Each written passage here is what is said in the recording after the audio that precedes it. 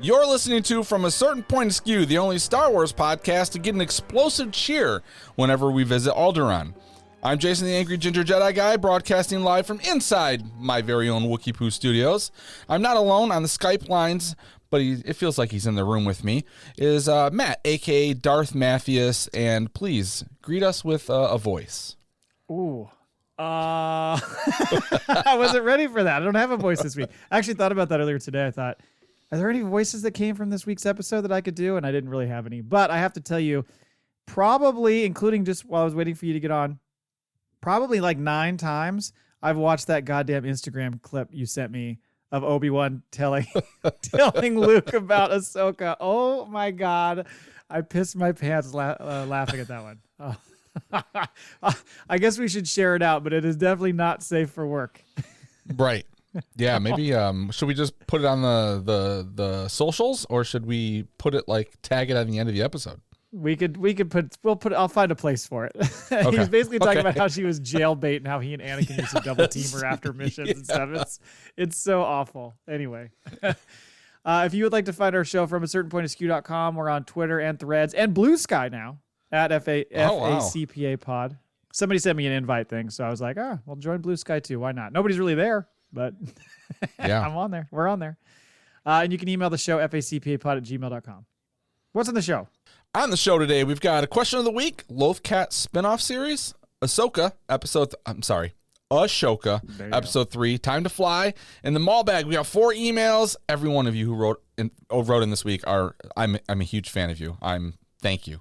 4 emails. And we've got 1 voicemail in the FACPA Answering Machine that came in. So thank you. Thank you very much. All right, question of the week. What do we got There here? might be some crossovers there with the Maul Bags and the voicemails, but that's okay. Question of the week is, what is the name of Sabine's Lothcat, and what will be the plot of its spin-off series? And I said, hey, have some fun with it. So the Max Rebo experience, who is we're going to be hearing from a lot throughout this episode. He said his name is Kevin. I think that's what he means by Kevan. Kevan. His name is Kevan, and the plot is about being left alone in the communication tower while his owner takes off for a faraway location. He will have to fight off 2 would-be thieves by using a series of booby traps before being rescued by a Lothwolf. That's the Max Rebo experience. So it's Home Alone. It is. Kevin! For a Lothcat. Yeah. Kevan. I got it now. Mm-hmm. Thank you. I'm so slow. You didn't get that? Not at all. Like I read it, and I was like, that's an interesting name to choose. Boy. Oof. It's been a long week, Jay, already. Tell me about it. Good job, Max Rebo. Next up is the Dork Wars podcast. Her Lothcat's name is Lo Kitten. Am I doing this one wrong? Her spin-off series will revolve around her journey to save Kittalore and attain the catnip saber. Hashtag I've spoken. Hashtag this is the way. Nice. I got that one. Chris Meyer. Love it. You like this one. I do. Love at first sight strikes in the fields of Lothal when young Lothcat Camia spots a Lothwolf cub, Ronnie. Their burgeoning romance, I always struggle with that word, helps to fuel the fire between the warring Canids and Tabbies, 2 rival gangs vying for control of territories in Capital City. You thought this could be a Pixar show. Yeah, I did. I wrote that, but looking at it now, I'm wondering if maybe Chris Meyer has a pseudonym that he goes by, and he's now writing kitty cat bean flicker novels. Because this is too this came out way too easy for him. Yeah, I think it did. Got a lot of time on his hand when he's washing windows or whatever the hell he's doing. He's just you know what would be really cool. And he pulls out his little diary from his satchel. With his Hello Kitty diary?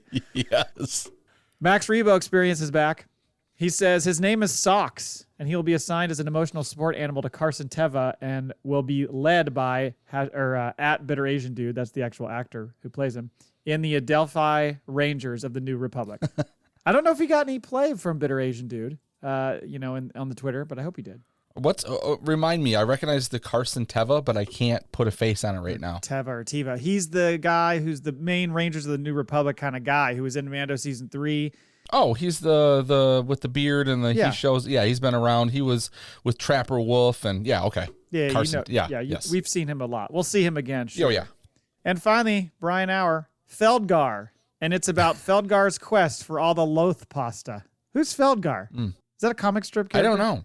Okay. I don't know who Feldgar is, but he's a Lothcat, and he's apparently, well, what this is the Star Wars version of Garfield. Ah, that makes sense.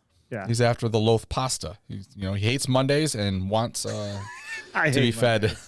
Jesus. Oh man. No news this week because I went through all the news stories and there was just nothing that was all that exciting. So I thought, you know what, we got enough shit. Imagine a world where the power of the Death Star meets the convenience of contraception. Introducing the new morning after pill, Contracepti-Sith. Now infused with state-of-the-art nanobot technology straight from a galaxy far, far away. In a universe filled with surprises and the occasional unexpected romance, know that you can trust Contracepti-Sith to shield you from the unexpected. Just swallow one pill and know that your uterus will be carpet-bombed like the night of 1,000 tears. Not even midichlorians could force a pregnancy on you after striking back with Contracepti-Sith. I felt a great disturbance in the Force, as if millions of voices suddenly cried out in terror and were suddenly silenced. Side effects may include intermittent, uncontrollable blue lightning bolts shooting from your fingers and toes, increased desire to participate in pod racing even without owning a pod racer, mild sexual urges may be triggered towards showers, temporary loss of ability to differentiate between Sith Lords and reality TV personalities, frequent babbling in Yoda syntax even in the most formal situations, increased affinity for astromech droids, leading to accidental hijacking of starships, temporary ability to understand the language of Ewoks, leading to unintentional involvement of furry tribal disputes, sudden urge to become a professional pod racer specializing in conspiracy theories about Jedi mind control, excessive singing of Yup Nup at the top of your lungs during any and all quiet moments after 24 hours. Sudden expertise in navigating asteroid fields, even while driving Prius. Unwanted urges to take over the galaxy, one planet at a time. Intermittent cravings for blue milk, especially in desert settings. Frequent hallucinations of Force ghosts offering dating advice. Intermittent ability to predict the exact outcome of pod races. Unfortunately, this conflicts with NIP 2. Use Contracepti-Sith with caution. Always consult your Jedi Master or healthcare provider before use. Legal disclaimer. The morning after pill Contracepti-Sith is a fictional product for comedic purposes only. It is not a real contraceptive or endorsed by Disney and or Lucasfilm, though Turo Calican is waiting with bated breath. Side effects mentioned are entirely fictional and not representative of any actual medication, so please, no more cease and desist memos. Let's just get right into Ahsoka. Episode 3, Time to Fly. Yes. And given the short runtime of this episode, did you find yourself kind of going like at times like, okay, guys, get on with it? Because you knew. I hate how it does that to me. I'll tell you what. It played long for 34 minutes. I mean, there was definitely some room to breathe in this episode. I don't know if I thought it played long, but it was so meaty. It was packed with so much shit. Yes. That it was like, yes, it was. There's a lot to get through here. Yeah, I mean, I figured when going into this, we'd have like all that stuff we saw in Cetos from the trailers, like including Ahsoka and Baylan meeting and all that. But obviously, that's going to happen in episode 4. Mm-hmm. And because I think episode 5, we've agreed. I don't know if they're on board with this, but we've agreed that that's when the Anakin flashbacks will happen. So we've got to. There is a big topic that emerged from this episode, which we'll get into later, regarding Force sensitivity and Jedi training. We'll cover that in a minute. Yeah, it's all over the Twitter sphere. Oh, it's all or the over. X sphere. What are we calling it these days? I'm just calling it Twitter. Fuck that guy. Okay. Fuck that guy. One thing I know you'll be excited about is that your gal Mon showed up. So you get a little bit of her in this episode. Even if it's in hollow, you know, still good. Oh, she looks good in hollow. She does look good. We hollowed last night. Oh, well, that should be something you should be able to buy. Hashtag hollowed out. Oh, Jesus. Anyway, so jumping into the episode. We open and it's Sabine training with Hu Yang and doing kind of like, he's kind of sort of meh with his, usual like opinion of her skills. He's always kind of like, it's okay. It's not great. I don't know if he's mad. He's pretty fucking straight on with her. Like he doesn't beat around the bush. He's like, yeah, I'll wave these things around, but just to let you know, I think you're terrible and you suck as a human being. It was a cool little training thing he was doing with like the forearms and she was having to like swing and check her scores and stuff. That was kind of a cool thing we haven't seen before. So his backpack has arms in it. It does. Yes. Yeah. Spare arms. Makes him look more like Grievous. So Ahsoka then comes up and she's like, okay, well, let's have you put the helmet on. And this is straight Luke in A New Hope. And yes. Sabine even says, I can't see, how am I supposed to fight? Like almost a direct quote. Exactly, from Luke. I assumed then we would hear Ahsoka say, your eyes could deceive you. you must not trust them. But she said, I want you to see with more than just your eyes. I've used that on dates. It doesn't work.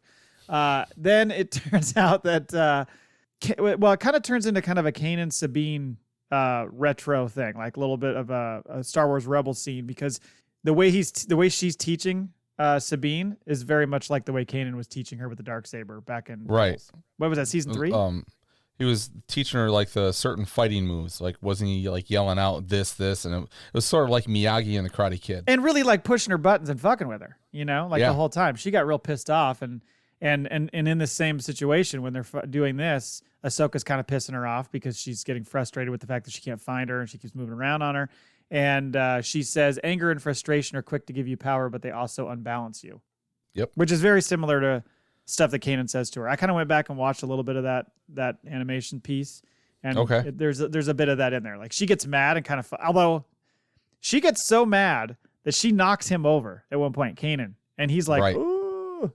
So it did kind of work for her a little bit there. So it's funny that like people all over the internet are like, this is the thing that's pissing them off. And I'm like, well, first of all, it's not like there's someone else writing this. This is the same fucking person that worked on that stuff. So I feel like this is all like an organic growth of what he was planning. It just didn't go long enough for him to do that. And like all the seeds are there. Well, yes, because so I mean, to fast forward a little bit, she's getting frustrated with her training, Sabine. She's feeling like, I don't feel the Force. I don't get it. I don't have your powers, blah, blah, blah. And that's when you get into these really interesting lines. Like Ahsoka says, Sabine says something like, if it's in every living thing, then why doesn't everybody use it? Which is a great question. Mm-hmm. And Ahsoka said, well, like talent is a piece of it, but it's the training and the dedication and the discipline that really brings it out and gives you your success. And that's where everybody got tripped up and got pissed off, because they're like, well, hold on. Anybody can be a fucking Jedi now? They're not that special. This changes everything that we've ever seen. If you look back, there's a quote at some point from George Lucas in an interview where he says something about everybody has the Force. It's just that essentially some people feel it more than others, or some people are more talented than others. I've even seen people make the argument like, oh, it's like athletic talent. Well, everybody could throw a football if they wanted to, but not everybody can do it well and become a professional athlete, which sorta is a good analogy. But yeah, people are fucking up in arms about this. They are. And I don't care. I don't, because I like the idea of the master and apprentice thing. I see what they're doing, and I do miss the spray painting Sabine Mandalorian version. Yeah.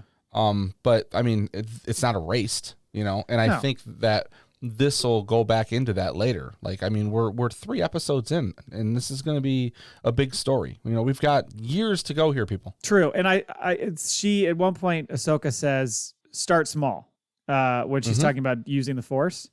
And so my immediate thought was rocks. They always start with rocks. But instead, she's trying to do the cup. And I'm not going to lie, I was kind of like, don't move. Please don't move. I don't want it to be that quick. I thought she was going to be like, well, she kind of has it, but she's not good at direction. So I was watching like the picture next to it. I was like trying to see if something else wiggled, and like no one noticed because it was the wrong thing. I thought it was going to be more like the guy at Airplane. There's a drinking problem. It just goes right into her face. Like, oh, shit, too hard. Yes. Meanwhile, Hera, they flash over to her, and she's having a holo call with your gal Mon and a few other senators, including Kaz's dad. Oh, don't fucking steamroll. First of all, you steamroll over Honey Baby and go right to Kaz's dad. Like, Mon Mothma, Chancellor Mon Mothma is in this. Okay? Yeah. You call her by her fucking name. She looks great. God, she does. Maybe she's lost Perrin by now. Who knows? I hope so. She's going to gain a ginger in a minute. So Senator Xiono, who is Kaz's dad from Resistance, I think maybe Hera hates him as much as you hate his son, because she clearly, like before she even goes in the room, they're like, by the way, Senator Xiono's in it on the call. She's like, oh, that fucking guy. Well, he's such a pompous fuck. I mean, she even calls him out. She's like, well, were you just waiting to see what side won? Yeah. And he get him a body didn't have bag. anything to say to it. Yeah, I mean, I can see why his son's a dipshit. He must be like a toddler at this point, by the way. Kaz, or Kaz, however you want to call him, because he would be there. I mean, that's resistance time when he's around. So he's got to be real young. Mm-hmm. So yeah, Hera is explaining to them that, well, first of all, by the way, your gal Mon is like, I almost said Ma. Hey, Ma. Your gal Mon is like, how's Jason? We're like, oh, shit, we're going to see him, aren't we? We'll get to that in a minute. Yeah, she seems like she's struggling with how close she is to Hera, but also like her role as the chancellor and with the Senate, you know, trying to not play favorites. Yeah, she's really doing like that whole, she's still holding on to that. Like, I'm a fucking actor. I'm an Andor, you know, because she's not saying much, but you see it on her face. Sure. Like, you know, she's dealing with a lot of like, and then Hera, I think she didn't really, there wasn't much she was going to be able to do after Hera fucking called out the senator like that. Just stomped all over him. It was so great. And so, yeah, she's explaining like how there's this, you know, what she experienced on Corellia. It was like these ex-Imperials that were flipping. Then, of course, the one senator jumps in and is like, hey, we got a lot of ex-Imperials. It's like kind of like it's a one-off. Right. She's like, I don't know. They screamed, long live the Empire. That doesn't sound good. Yeah. I don't think he was the only one. No. Not to mention, it's like, can I introduce you to someone named Elia Kane, you know, from Mandalorian? Yeah. Let's talk about what she did to Dr. Pershing. They're doing a really good job at showing us like how arrogant or ignorant they are, right? Both. Because they think they won the war. I mean, we already know they're dismantling military ships. You know, I guess they don't think they need to be. And I mean, the Empire is sort of like the industrial war complex, right? Yeah. They're like just like everything, but they're so fucking idiotic. It's almost like, hello, you just won the war. Like, how do you think everyone is just turned over and be like, yeah, we're part of you guys now. Well, and so many of like the aftermath and different books and stuff that get into what happened after Return of the Jedi get into just how in over their heads they are. They are really a rebellion, an alliance rebellion alliance that was not prepared to actually rule. Right. Yes. You know?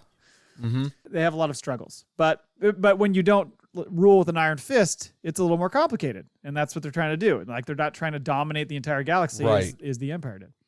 But yeah, so she's getting into like Hera's like, you know, this is basically what I experienced on Corellia, and I think this is all part of a plot for Thrawn. And Hera's, or excuse me, Mon's like, whoa, did you just say Grand Admiral Thrawn? Yep, she knows. Then that's when they get in this whole tit for tat with Xiono again, because he's like, oh, you just think, you know, you want to go after Thrawn because this is all part of your big plan to use our resources to go after your boy Ezra. And he's like, and so by the way, I think Thrawn's dead and so's Ezra. And she's like, fuck you. Now, do you think Ezra is considered like a war hero? Like, how is he known throughout the Senate? I think he would be considered a hero of the rebellion. He certainly was being celebrated that way on Lothal for obvious reasons. But I would think in general, I mean, he had a pretty significant role in their build-up to that. But just for his name to carry over throughout a galaxy, that says something. Yeah, true. But I mean, I think when you think of that Ghost crew, they have to be, they're big swinging dicks in that rebellion. So that New Republic has got to be really well aware. Yeah, I mean, Hera's a general, for Christ's sake. So I mean, she's gone places because of what she's done. Yeah, exactly. So, but still, it doesn't give her like any credence with the Senate. Like, when she just wants to take a small little force and, well, let me just fly out in space a little bit and check this out and see if there's anything to it. And they all couldn't be fucking bothered with it. It's almost like they're like, look, we're giving you a little bit of leeway on some things because of all your record for us, but stay in your lane. It's kind of what it feels like they're saying to her. And she's not having it. And by the way, maybe I'm wrong, but I feel like Mary Elizabeth Winstead like embodies the animated characters' nuances and like mannerisms and facial expressions. And I don't know if I'm just wanting to see that. I'm seeing it more and more. Yeah. Like, as I'm watching it, as she's getting into it, I'm like, I'm seeing it. Like, there's that like smile and the big eyes, the expression, like she's doing things. I'm like, oh wow, that's like, it's really the character. Her reaction when he mentions Ezra and she gets pissed, like when he says Ezra's dead and she gets pissed, that looked just like animation in Hera. That was pretty cool. Yeah, in the end, they're not going to give her support. So she's like, well, fuck off then. And I love how Mon is like, can we all speak, you know, privately now? She's like, sure, and leaves the room. I'm thinking, did they keep the holo on and they just keep talking to each other? That's what I was thinking. Yeah. I was like, what the fuck? They talk to each other as holograms? Wait, is somebody still in here? They're looking around. Hera walks out of the hall, out into the hallway, and we see Jason, her boy Jason, showing up with his green hair. Yeah, everybody's like, where's his Leiku? He was half Twi'lek, half human, but in the cartoon, he looked more human, just with the green hair. So it's more paying more tribute to that. Mm-hmm. And he's a little bit older. A little bit older. He said, he's heard that Aunt Sabine is training to be a Jedi, and he wants to be one too. And Hera's like, oh fuck. Who told you that, Chopper? I didn't do my segment this week because it was so short. He barely says anything. Chopper basically says like, what? I don't know. He just kind of like groans. He didn't really say anything. My favorite thing is like this fucking droid is like the closest thing to a serial killer you're gonna get. Yeah. She's like, yeah, run the halls with this droid. You're gonna do fine. Oh, I think it well, and even Mon knows the two are homies. Yeah. So they're basically brothers, kind of. Yeah. So it makes sense. He's gonna get into a bunch of trouble. Although, I mean, that's what Hera experienced as a kid. She was rolling around with Chopper as a girl. That's right. A little girl. Yeah. So it's kind of the same thing. Yeah. She turned out all right. True. I was gonna say, what do you think about like where he says, "Well, I want to be a Jedi"? Mm-hmm. Like her reaction is just completely like she flashed back to all those steamy nights with Kanan. Well, she's seeing that. I hope not too much because she's also thinking, well, this is also my son I'm looking at right now. But she also is thinking probably the last thing she saw was him using the Force and fucking flying them out of there. So she's thinking, oh God, like you're in for a world of hurt, but you're a general who's fought your entire life. I guess she's trying to shield him from having to do the same, but I mean, come on, it's going to happen. One thing that I thought was interesting too, by the way, was the conversation that Ahsoka was having with Hu Yang about training and how he was like, the Jedi Order would have never taken Sabine. She's not nearly talented enough or whatever. They would have not brought her in. And she's like, well, yeah, but what do they know? And he's like, well, they did a pretty good job for, about 1,000 years. And she's like, yeah, then they fucking failed. Ahsoka can't let go of like the last 2 decades. Well, like, she's really, been through a lot. For 1,000 years, a millennia, I think is what he says. And she's like, yeah, but the last couple of years, you guys really dropped the fucking ball. Yeah, in the end, it failed. So fuck off. Yeah. He says something along the lines of like, not many Mandalorians have become Jedi. And I don't know if we have a running list of that, but the one that's the obvious one is Tar Vizsla, who's the one who made the Darksaber. And that is Sabine's lineage. She's from House Vizsla. So, I don't know. You think Filoni and Favreau have had like late nights, like writing, and they get in fights over who's going to end up being the next Jedi Mandalorian?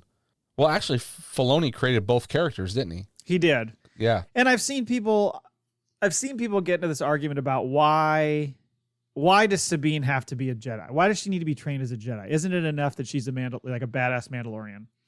And I think, and then some people were saying, well, we just had a whole 3 seasons of a show called Mandalorian. Do we really need to keep going in the Mandalorian, leaning into the Mandalorian direction? But I don't know. I think that's why they're towing the line, is because because of that. But so Hu Yang's makes that comment, which I thought, well, one of the reasons maybe there's not been that many Mandalorians who became Jedi is because they fought a fucking war against each other for a while. So there's a little bit of bad blood there. That's true. But so then we go back to them and they're on their way to Denab, not Tanab. Sorry, Max Rebo Experience. He corrected me. He was right. I heard it in the edit. When I was doing the edit, I thought, it's Denab, not Tanab. That's a different place, isn't it? I kind of cringed, and then there he goes. He had to call me out. 40%. That's why we say 40%. Yeah, 60. 60%. Sorry, we've upped our game. That's right. So Hera informs them that, hey, Senate's not on board. Sorry. And Sabine is just like, the fuck? Yeah, she didn't like that at all. She was not happy. They come in, they approach the planet. They drop out of hyperspace a little bit early. They approach the planet, and then fucking immediately, Shin, Marrok, and some fighters are all on their ass. What are these things they're flying? Have we seen these before? I mean, they're straight out of World War II. They do look like World War II fighters. It's very strange. I'd never seen anything like it. I guess I don't know. So I've some people, I think later Brian makes a comment about how it kind of looks a little bit like Grievous's ship in Revenge of the Sith. I don't remember that ship very well, but anyway, so they're just, all over their shit. Now it's a fun little aerial battle we get, it goes on for quite a while, which is nice. It's very much a nod again, lots of nods back to A New Hope in the original trilogy. She heads back, Sabine, to the tail gun. When she's going back, I'm bad at picking this stuff out with the music and the score. It almost sounds like they start to go into the dun dun dun dun dun dun dun dun, dun from when they're escaping the Death Star, doesn't it? Does it sound like that? Yes. Well, if you've noticed, like the notes, we didn't talk about this last time, but it's almost like the score is progressing. Like there's notes missing. Because when I was watching it the second time, the night I watched it with Kyle, I was noticing you could hear themes almost. It was almost like you could hear certain themes, but they were just missing something. And I was like, oh, this is weird. But it seems like that's building to something. I don't know. Maybe I'm crazy. No, I think you're right. I think I saw something about people were kind of breaking down the end credit theme music and how it's like a mix of different things. Ahsoka's theme a little bit of Sabine's theme, like kind of all blended together. It's like a mishmash of sorts, you know? So maybe that's what it is that it's not fully diving into anybody's specific theme, but kind of mashing them together. So they're under attack. Sabine goes back to the tail gun, and that's when like Ahsoka's flying around trying to set Sabine up to hit shots from the tail gun, which is also similar, not just to A New Hope, but also similar to The Force Awakens when Rey's flying and trying to set Finn up for the shots. Kind of a similar deal. But I mean, there's also like multiple layers to this, because this is also where like the master and apprentice figure out how to work together. You know, instead of like the master being like, "This is what you need to do," she's like, "What do you need? What do you need for me to help you?" She says to Sabine. You know. So and this goes back to like the first episode where what's his name?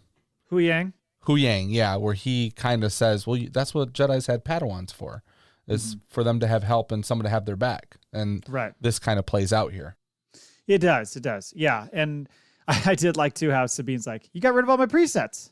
She's like, well, I don't need them. We broke up, bitch. Exactly. You left. Well, actually, wait, I left. Never mind. By the way, a random question for you, and I guess this is probably something that's been explained 100 times by Star Wars nerds, and I've just never understood it. Lightsaber-wise, Sith, always red, you know. Jedi, blue, sometimes green. Obviously, we've seen purple and stuff otherwise.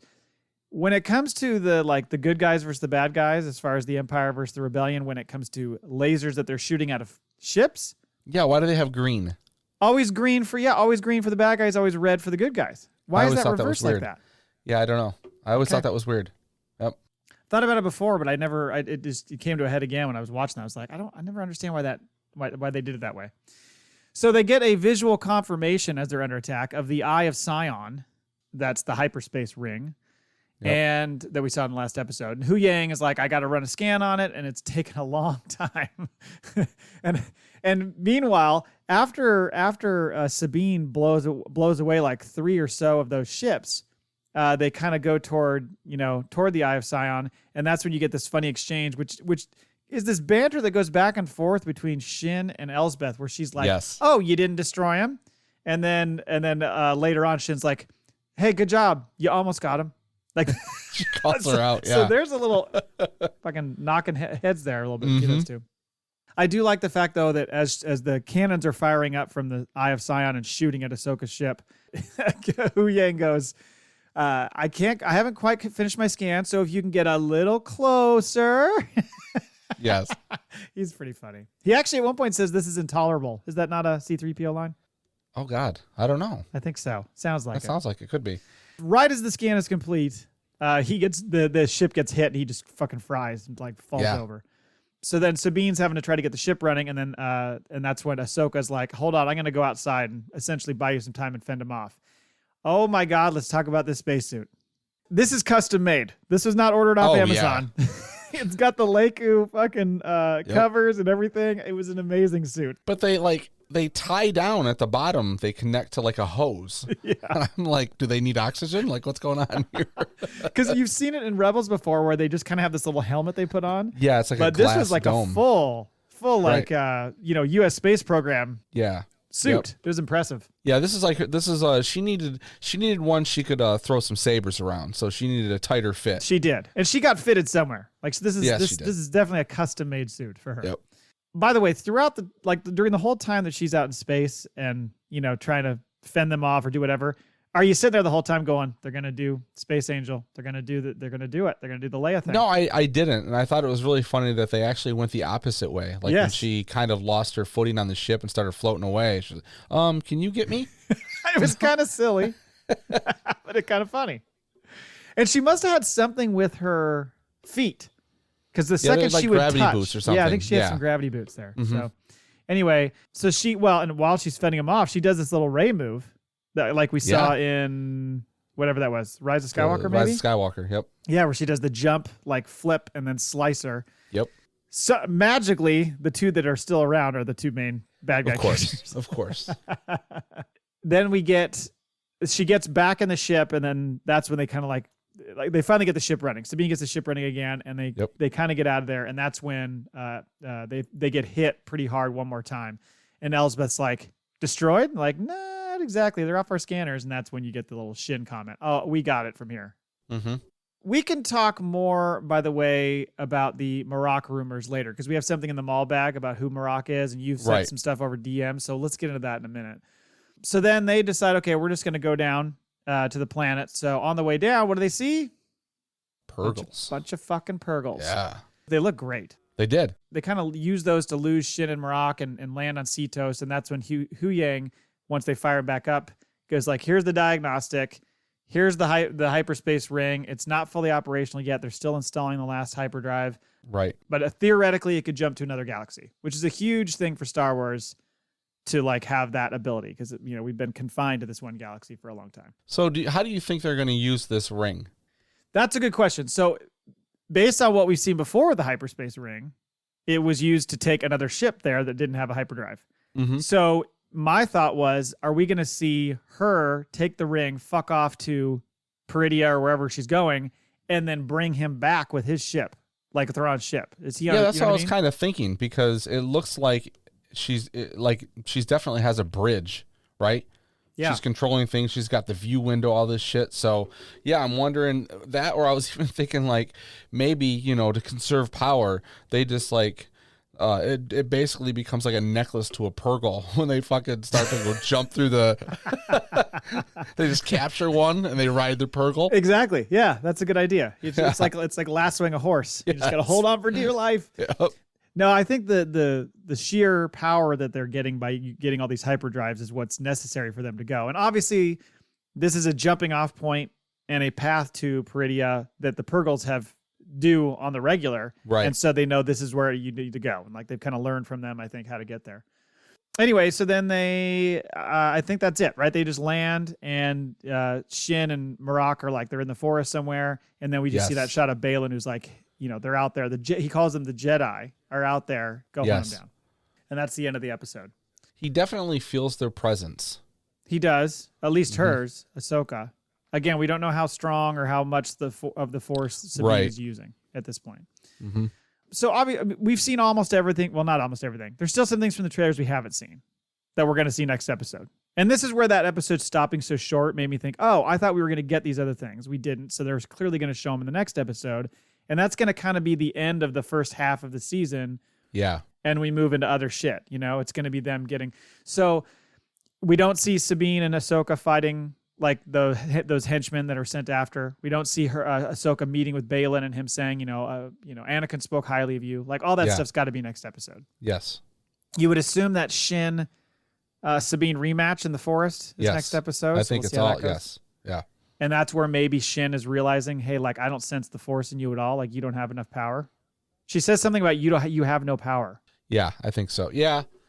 Yeah, well, I mean, she doesn't, right? And it would be stupid for them to be like, oh, all of a sudden, because like, if she can like fight and beat her, there's no match right now. So I'm curious how that's gonna. I think Ahsoka's gonna end up taking out that Inquisitor and going after her and saving Sabine.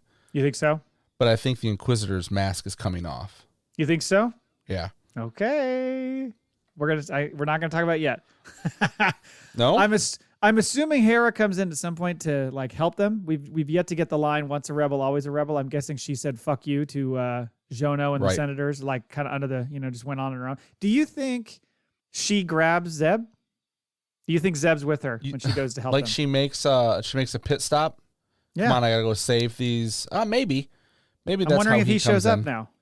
Yeah, because I feel like she knows like they lost a signal, right? She was talking to them when they dropped out of hyperspace, and then all of a sudden signal's lost while they're having a conversation.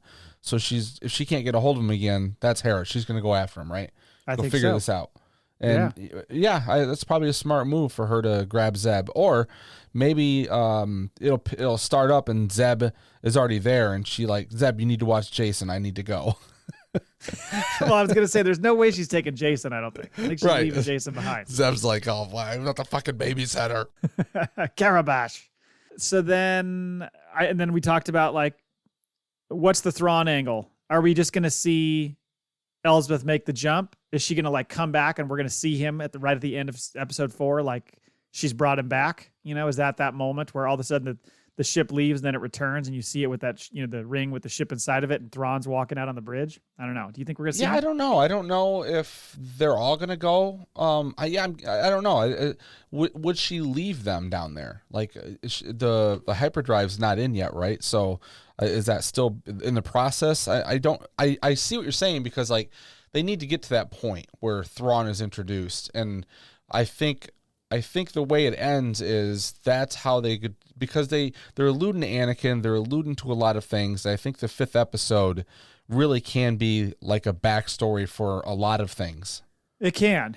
I just figured they might tease us with a Thrawn. Mm-hmm. Yes, but I think so. But then episode 5 might not really get into Thrawn yet, and then the last few episodes really it's Thrawn, heavy Thrawn. Right. Yeah. Yeah, I think that might happen. I also think, Elsbeth doesn't care about those people. She hired Baylan and Shin, it seems like, at this point. She doesn't really give a fuck about them. So she's going to use them fighting Ahsoka and Sabine as like a distraction to go. Because I was under the impression from what they were saying that the hyperdrive is being installed. Like it's just not done yet. So right, the second that's operational, she gone. It's just her and some droids then. It's not like she's going to fucking hop across the galaxy into another one and land on his doorstep. But don't you think that she has what she needs? Why does she need anybody else? You think because she needs a fighting force? Yeah, I think so. She's going to want her protection, right? Could be. That could be. Yeah. Yeah. I just thought I could see her all of a sudden blasting away and everybody going like, oh, fuck, she took off. Or, whatever, throwing the lasso around the Purgle's neck. Now, are we still doing speculation? You don't want to talk about Marrok, but so I've been trying to figure out like what is, because there's a line that Baylan says where she asks him, what does that give us, right? Ultimate power. Right. Now, what would ultimate power be to them? That's a good question, because you're wondering about their motivations. Shin feels like a mercenary and she's just following everything that Baylan wants to do. Baylan has some sort of plan with this. Yes. She wants to know where this is leading, but she's kind of trusting him, which I think is why in the end she's going to kill him, because he's going to stray from I see what that she's happening thinking. too. But what does he think he's going to get out of it? I don't know. It's really hard to put my finger on what his motivation is. I'm not sure. I don't know what his end goal is. Is he really a power hungry dude? I don't think so. No, I don't think so. I think there's something.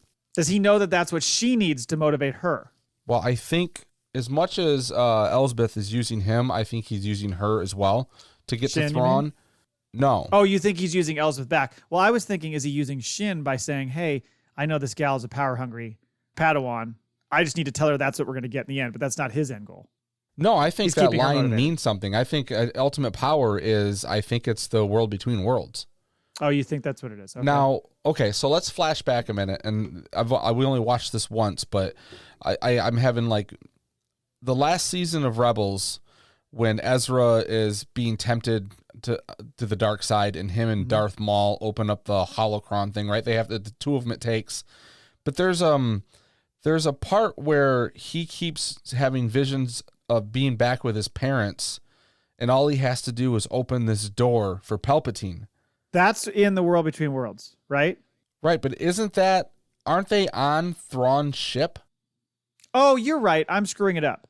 Palpatine tries to reach through and essentially grab him in the world between worlds, and he and Yes. Ahsoka are able to get away. I think you're right. I think it is when he's on Thrawn's ship that he's wherever he is.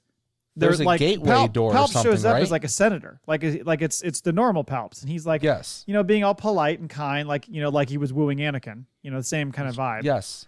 And he's like, look, right through there are your parents. They were almost on the other side of the glass, he could go see them. And he's like, no, I know they're not there. I know they're gone. He's trying to tempt him by using his biggest pain point. Yes, and that was on Thrawn's ship, though, right? You might be right. I think that So might have isn't been there? Because I'm trying to remember what the hell that doorway was, but because if Palpatine's trying to get to the world between worlds, right, and he can't, can the Sith not go through it? I don't know about that. I thought the thing he was creating was just kind of an illusion that he was creating for. That could be. Like I said, I've only seen it once, but I'm trying to figure out like what would put Baylan, like why is he trying to get to Thrawn, and what is the ultimate power? And it just seems like there's something that he's still pulling on from his past. I don't know if it's all a big Order 66 kind of scorned by the Order 66 situation, and I never want to be in a position where I'm not in control of my own fate. You know what I mean? Like I think he's still bitter about that whole situation. He's thinking if I get ultimate power, then I don't have to worry about anybody else. I can control my destiny. Maybe. Right. But he doesn't seem power hungry in the sense like he wants to be in control of something. Yeah. Because he went from being a Jedi, the Order 66 happening, and then him having to essentially go into exile for years and years and years. Yeah. I mean, he's been in that exile for 30 years. Yeah, and I'm trying to figure out, like, is the Inquisitor part of their team just because they're working together, or did the Inquisitor, like, where'd he come from? And we don't know, but is he working with Morgan Elsbeth before Baylan and Shin? Or did he come with them? With them. I think he's part of the crew from Shin, because Shin and Marrok seem to have some sort of kinship. Yes. So I don't think he's Elsbeth's person. No, I think Baylan and Shin have a kinship, but I think they're just telling, like, he's an Inquisitor. It's almost like he's beneath them. They're telling him what to do, and he does it. Okay, well, I just as mean you wish. He says it feels like like Shin and Marrok are on the same team. That they're part of the same crew that is all operating for Elsbeth. Okay, not necessarily him being part of Elsbeth's crew. That would be my guess. Well, let's talk about Marrok. We're gonna skip forward here. Well, actually, I'll say this really quickly. Just as a reminder to folks, we did settle on the Ahsoka giveaway that we're going to do, that you're going to get credit for. So as far as question of the week answers, Maul Bags, answering machine messages, or whatever you want to call them, reviews, tell a friend, all that stuff, you get entries for that. We've got a lot of them so far. But the first place person is going to get 3 Black Series figures. I think we landed on Hera, Ahsoka, and Sabine. Yep. The timing on the release of those is a little wonky, so we'll see how we have to get those to you in stages. Second place gets an Ahsoka mug from the Disney store, and then third place gets the Ahsoka book. So that's what you're playing for. Right. But let's go to the Maul Bag. I'm going to go a little bit in reverse order here so we can get to the Marrok conversation, because Mike Laybourne, friend of the show, Mike Laybourne, he sent in a Maul Bag today and said, how much credence, Clearwater Revival, do you give to the idea that Marrok is actually Starkiller? I think you need to explain the whole Starkiller thing to me, because I think you know it better. I don't know it as well as you do, I don't think. Is this from a video game? Yeah, it's from... now the fucking game is escaping me. Was it the Force... The Force... Yeah. I want to say the Force Awakens, but it's... Yeah, anyways, he is like the unknown apprentice to Darth Vader.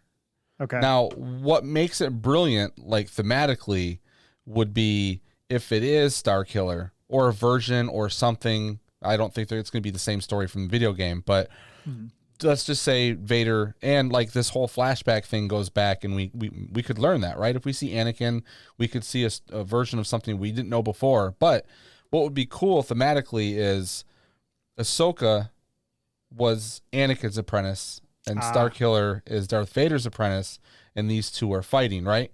So that would be an interesting thread. The only thing is like, and like, it works both ways, right? Because it doesn't really need to be anybody. I think we're all just expecting it to be because it's the one character who we've not seen their face, right? Yeah. And it's working.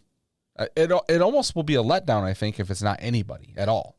I don't think it's going to be anybody. That's my opinion. I don't know. It makes sense. Like, people are like, well, it can't be Ezra. Well, that's a weird theory. I called this from the beginning. Well, only because it is. It's a weird theory because, like, how is he there without Thrawn? But also, we don't know what the fuck has gone on in the last decade. That's true. Although I don't know. Like you said, I think his separation from Thrawn makes it weird, and his motivations are kind of strange, and that's fine. You could do whatever.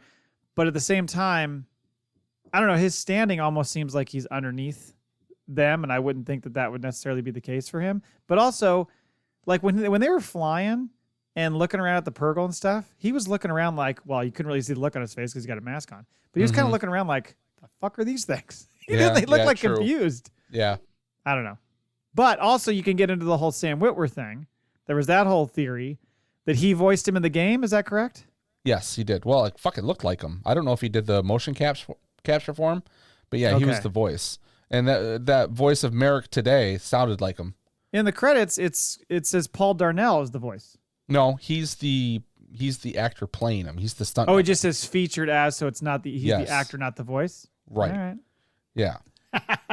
Maybe you got something there then. And like, so they've teased it, but like, he talked about it before. Filoni did, that he had an idea for Starkiller, and he was going to use it. I think it was like 2015 or 16 at one of the celebrations or something. So like, but he's also same one of those. I don't know if it was the same exact one on the stage, but he also said like Barriss, she was going to kill herself at the end of that arc that had Ahsoka, jailed, leave the Jedi Order, and everything like that. And he said at the last minute, he's like, no, I have something for her yet. And he's like, but I'm not going to tell that today on the stage. It's an interesting theory. I would love for Barriss to show up. That being said, I just have a feeling that Marrok is nobody. I'm going to probably be embarrassed next week when we watch the show and the helmet sliced off and it is somebody, but I just don't know. I don't think that any of those theories work for me. It's just, I guess I'm holding on to something, but like, I think the purpose for finding Ezra is strong, but there's something missing in then what? They find Ezra and Thrawn's back, but there needs to be like something. You need a redemption. Well, not a redemption, but something for Sabine and Ahsoka beyond Baylan, but I mean they could become. Well, I mean, unfortunately, unless they recast Baylan if he doesn't die this season, if they become something. But I mean, there's the whole Baylan thing and the ring he's got on his finger. Have you noticed that? No. He's got a ring on his finger. It looks like a bit of a black rock on top, which is sort of like what Snoke had. So are these, this is a, there's, what was the other thing I was thinking of? In relation to him, in relation to Baylan or something else? I don't recall right now, but I should have wrote a bunch of this shit down earlier because I was trying to connect the dots with whether Marrok is actually somebody or not, or where this is going to go after Thrawn. Like what's the purpose? Because to me it seems like Baylan there's clearly something he's doing besides just being used for money. He had a problem with the idea of killing Ahsoka. There's something more beyond that, and he is Ezra's mother's brother. He's Ezra's uncle, Baylan. Maybe he was Starkiller. But if they do a flashback, maybe we'll see a younger version of him. I'm even wondering if we're going to see some more Order 66 from a different view, right? I could see that for Baylan for sure, for giving him more backstory. Well, and then if we're getting a backstory on Anakin, and it happened around that time, see how they knew each other. There's a lot that happens in that time for those characters. Well, for Ahsoka, for Anakin, for that they could kind of give us a little bit of backstory on everybody, and like what their I guess story is to go beyond that. I love all the Order 66 stuff. At some point we're going to get to a point where people are going to be like, it's going to be like the Tatooine thing. Do we always have to go back to Order 66? Yeah, I mean, it's true.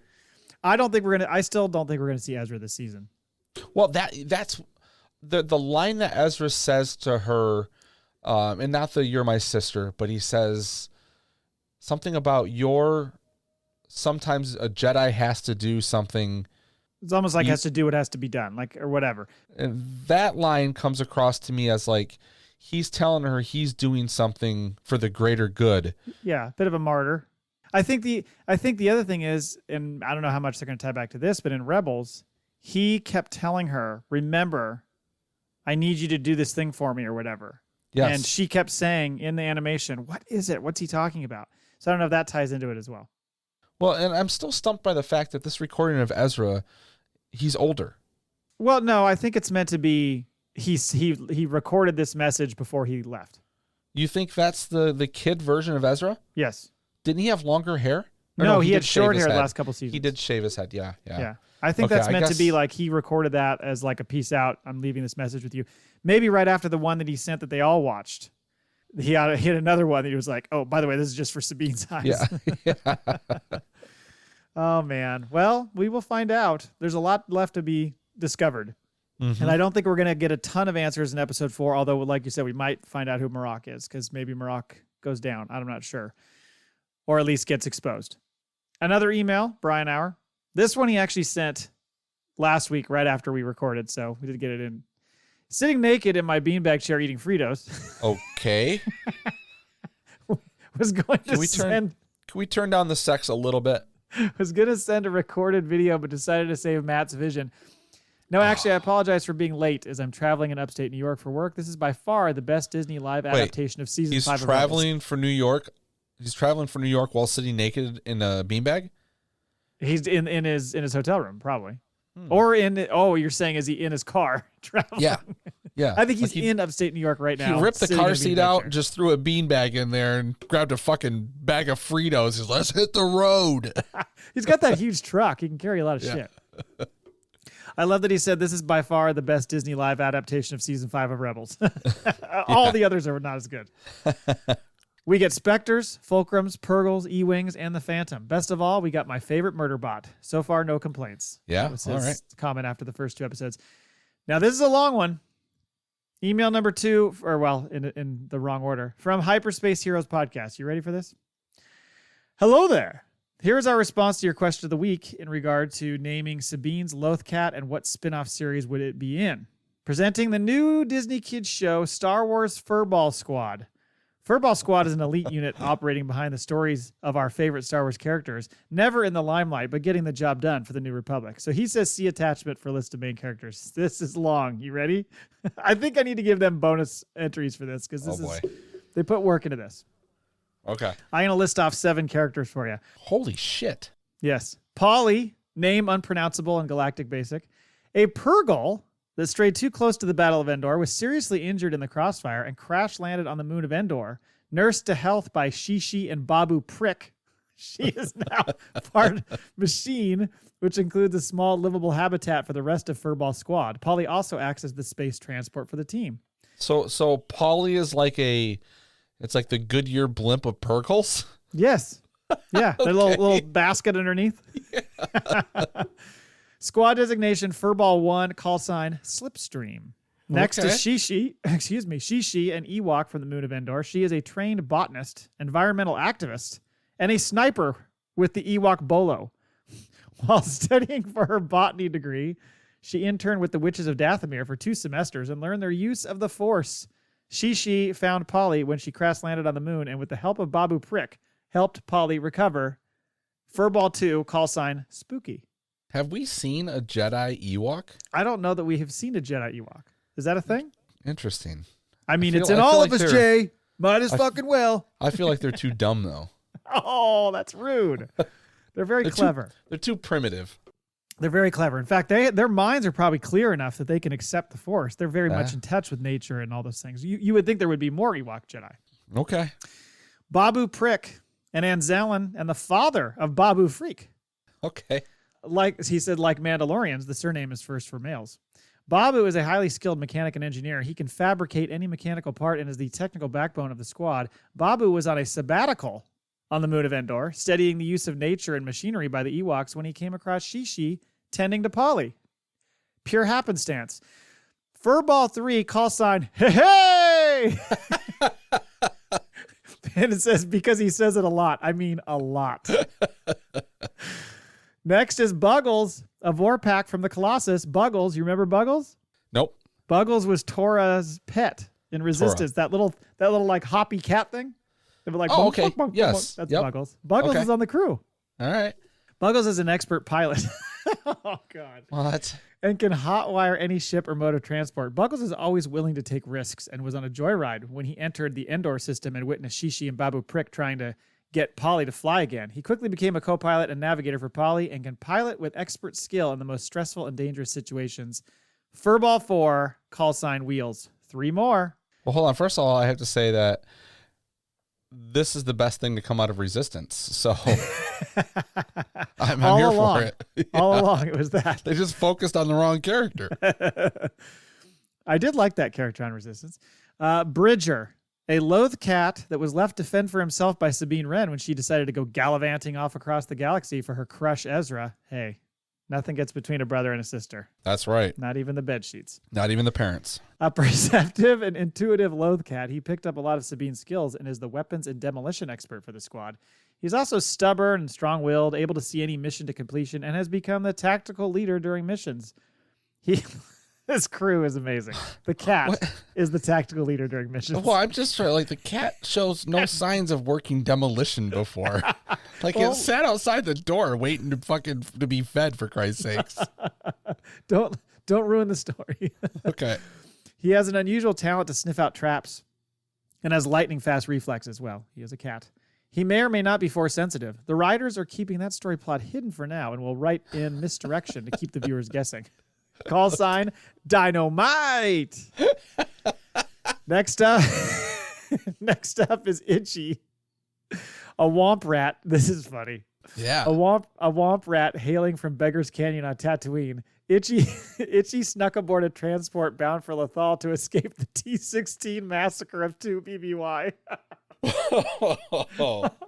Oh, that's good. Wary of humans, Itchy has become an expert in intelligence gathering and covert operations. Itchy was sneaking away with some Melaroon fruit from a Lothal market when he ran into Bridger. They quickly became friends and were running operations against Imperial remnants when they met the Furball squad running a mission on Lothal as well. They joined together to complete the mission and decided to remain together to travel the galaxy and seek out Imperial troublemakers. Furball 6, call sign Tails.